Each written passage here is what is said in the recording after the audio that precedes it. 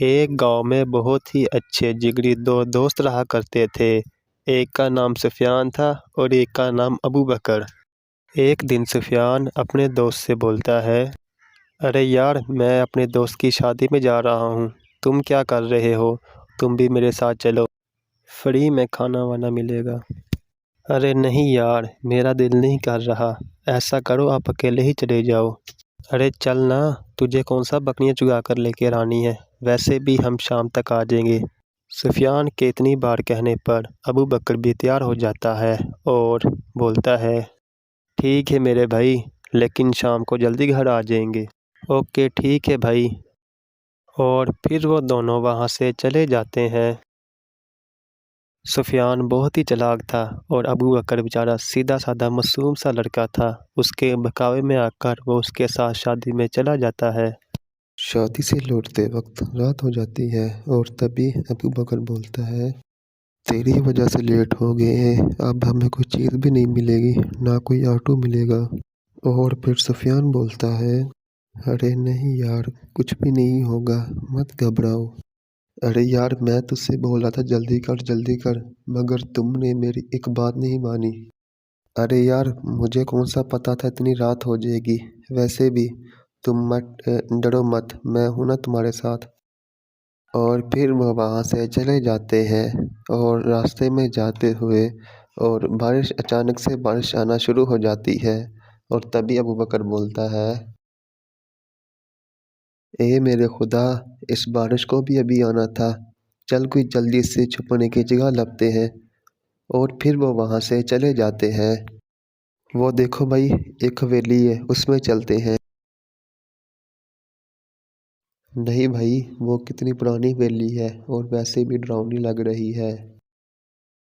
اور نہیں بھائی، کچھ نہیں ہوتا یار، میں ہوں نا تمہارے ساتھ، آؤ چلتے ہیں اسی حویلی میں، تم گھبراؤ مت، میں ہوں نا تمہارے ساتھ، چلو چلتے ہیں یار۔ نہیں بھائی، میں نہیں جاؤں گا اور نہ ہی آپ کو جانے دوں گا۔ اور پھر وہ دونوں اس حویلی میں چلے جاتے ہیں اور پھر سفیان ابو بکر سے بولتا ہے، دیکھو بھائی، یہاں پر ہم سیف ہیں، بارش بھی نہیں آ رہی اور تم وہاں پر مجھ سے ابھی ایسے ہی لڑے جا رہے تھے۔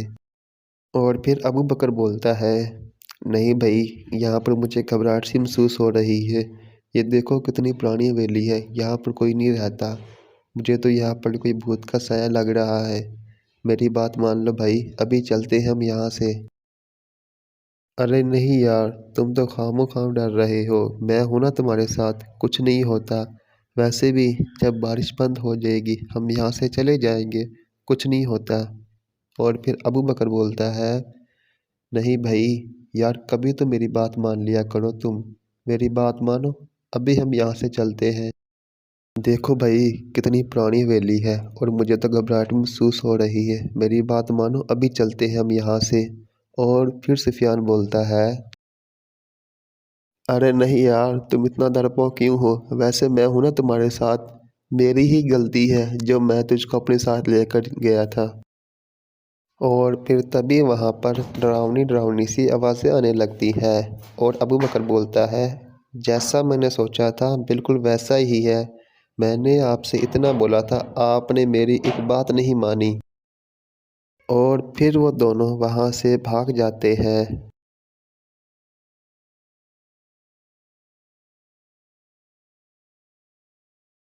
ہاں یار بھائی، تم بالکل صحیح کہہ رہے تھے۔